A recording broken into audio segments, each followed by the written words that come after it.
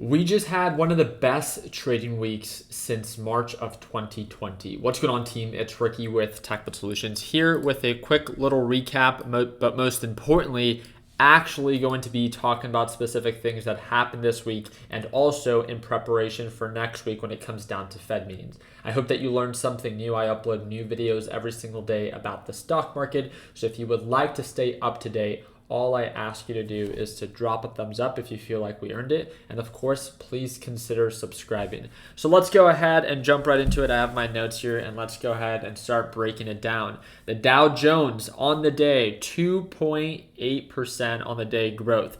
S&P 500, 3.06%. NASDAQ, 3.34%. And overall, NASDAQ on the week, 7.5%. This means that TQQQ, which is the triple leverage ETF that I personally focus on, gapped up over 20% on the week. Again, finally breaking that 3-week red streak that the market had. So finally, on the fourth week, we broke it. It's a green week. TQQQ is pretty much borderline trading at around $28 a share. I made $39,000. If you guys follow me on Instagram, if you guys don't, the link is down in the description. I posted a quick little update. I can make a video breaking down my $100,000 week if you guys would like me to. But let's go ahead and before I talk about my trades, I wanted to talk about what is going on as of right now. So I can't stress enough this moving average and this EMA line. We talked about this last time. Not everyone, because I feel like now as the market has sold off for 6 months, right, since the beginning of the year, the market's been selling off.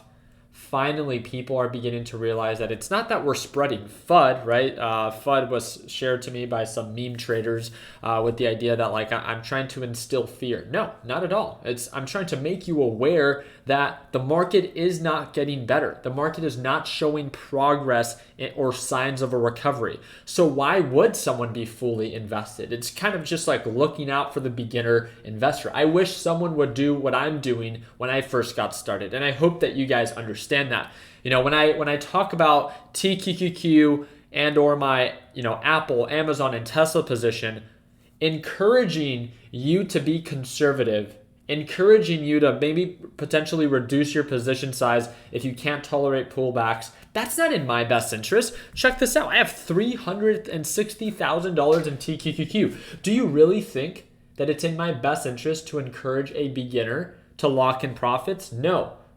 But I'm not here. I don't need other people to hold for my own benefit. I want to look out for the beginner trader because if things do go south, I would rather you guys look out for yourself and be aware why.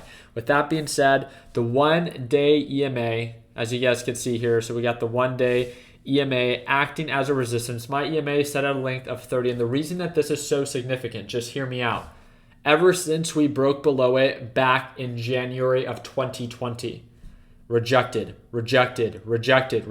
There's only one time that we broke above it, and then guess what? Russia attacked Ukraine.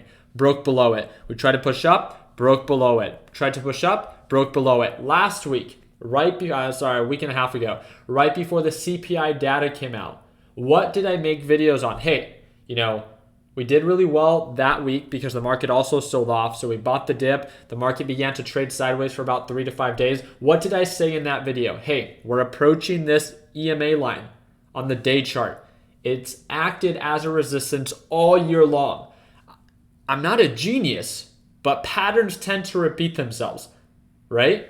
And with that being said, I would rather play it safe than to be sorry. The market's been selling off for 6 months. So why not play it safe? What? Oh, is this the one time that it's actually going to push up? Who cares? I can jump back in, right? There's so much upside margin. My job here is not to be perfect. It's to prepare for worst case scenario.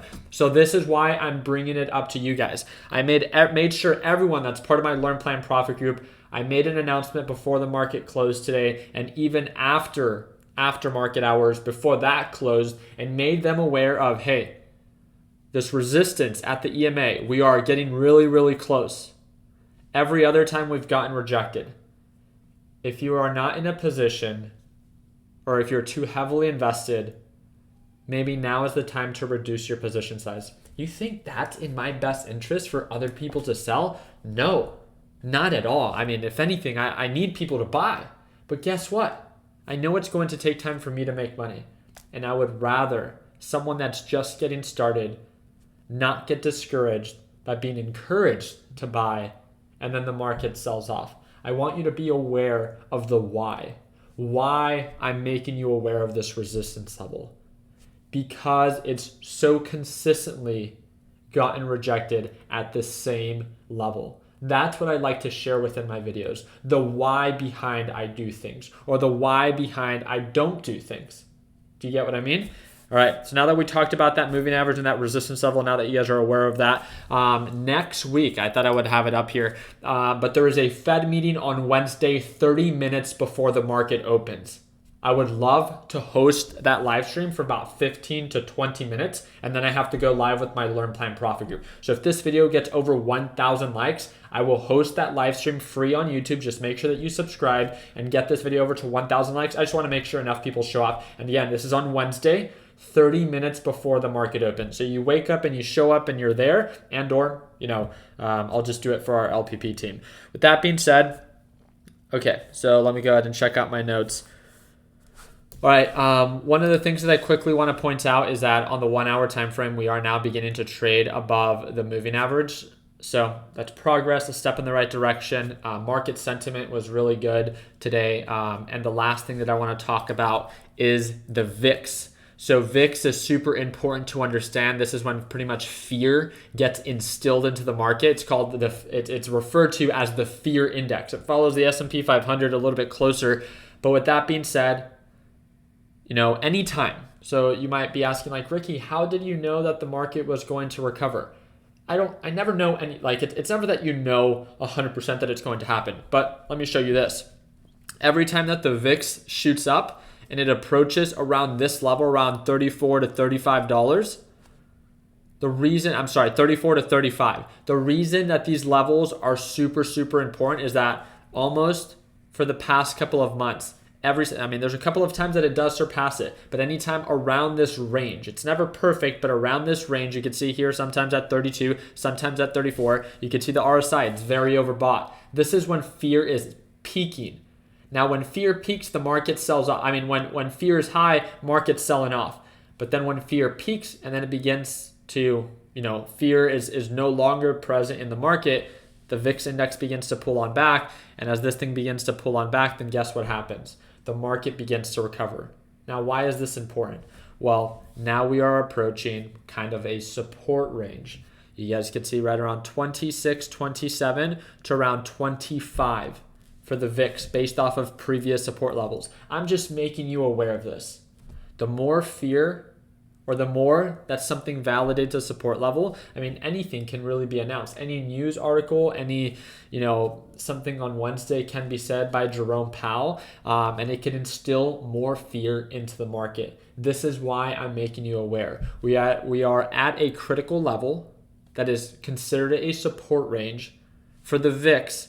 At any time that it's near this level, it tends to find its support, and then it tends to, begin to rise again. And then when the VIX begins to rise, the markets begin to fall. So I think it's important for you to understand that correlation. So it's not that I knew that the market was going to drop, but based off previous patterns, this is considered overbought, and it tends to pull on back. And when the VIX tends to pull on back, the markets begin to recover. So again, this is kind of an edge, right? By understanding how the VIX works and oversold and overbought levels, you can have a better understanding of maybe when to buy your swing trades and then lock in profits on your swing trades if you choose to do so. Overall, I'm very excited to follow up with TQQQ with the overall market. I have my Tesla position. Let me go ahead and show you guys that. I haven't really added too much to that. So I have my TQQQ position. I have my Tesla position. I have my Amazon position, and I'm excited to buy more and to really step on the gas. As of now, I'm trying to stay a little bit more on the lighter side of things. But again, only time will tell. If the market begins to show more signs of a recovery, then great. I will have more confidence to invest more money into it, but allow that opportunity to present itself. There's no reason to rush the process. That being said, again, $39,000 on the day. I'm very grateful for it. And one of the last things that I want to remind you is that today we are running our biggest sale ever. It's $150 off our Learn Plan Profit 2.0 lesson library. You do not have to join. But if you're asking, how can I watch you trade live? How can I work with you on a closer basis? Is there something that you offer that's designed for beginners that's more structured? This is literally the only thing that I offer. I offer nothing else. Learn Plan Profit 2.0, it's all inclusive. It's a one-time payment, lifetime access. You can watch me trade live every day. You can watch every previous live trading sessions. You get access to the A to Z video lesson library, our private group chat, and yes, you get access to my TechBuds Trading HQ located in Chandler, Arizona. Again, all inclusive, one-time payment, lifetime access, and our biggest sale that we offer is $150 off. The first link down below. So if you've ever wanted to join and you've been looking for a discount, now would be the time. Other than that, I really do appreciate you guys' time. I hope and wish you guys an amazing weekend. I'll make sure that I keep you guys up to date. Again, I hope that I earned your thumbs up on this video. Please consider subscribing. And like always, let's make sure that we end the year on a green note. Take it easy, team.